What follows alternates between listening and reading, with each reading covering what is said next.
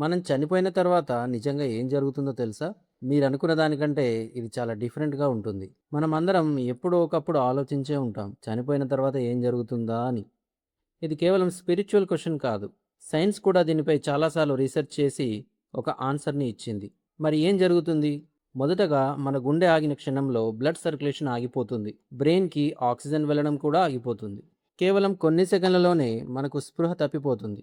కానీ ఇక్కడ ఒక షాకింగ్ విషయం ఉంది. అదేంటంటే కొన్ని స్టడీస్ ప్రకారం హార్ట్ ఆగిన తర్వాత కూడా బ్రెయిన్ కొద్దిసేపు యాక్టివ్‌గా ఉండొచ్చు. అంటే మనం చనిపోయామనుకునే సమయంలో కూడా బ్రెయిన్ ఇంకా సిగ్నల్స్ పంపుతుందా? ఇంకో ఇంట్రెస్టింగ్ విషయం, నియర్ డెత్ ఎక్స్పీరియన్స్‌లో చాలామంది ఒక లైట్ కనిపించిందని లేదా బాడీ బయట ఉన్నట్టు అనిపించిందని చెప్తారు. సైన్స్ ఏమంటోంది అంటే ఇది బ్రెయిన్‌లో కెమికల్ రియాక్షన్స్ వల్ల జరిగే హాలుసినేషన్ కావచ్చు అని. చివరికి శరీరం నెమ్మదిగా చల్లబడుతుంది. సెల్స్ ఒక్కొక్కటి పని ఆపేస్తాయి. ఇది పూర్తిగా న్యాచురల్ ప్రాసెస్. కానీ అసలు మిస్టరీ ఇంకా ఉంది. మన కాన్షియస్నెస్ పూర్తిగా వ్యానిష్ అవుతుందా?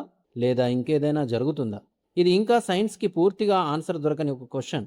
మరి మీరేమనుకుంటున్నారు? మనం చనిపోయిన తర్వాత నిజంగా ఏం జరుగుతుంది? కామెంట్‌లో మీ అభిప్రాయం చెప్పండి. ఇలాంటి మైండ్ బ్లోయింగ్ ఫ్యాక్ట్స్ కోసం మన ఛానల్‌ని సబ్స్క్రైబ్ చేయడం మర్చిపోకండి.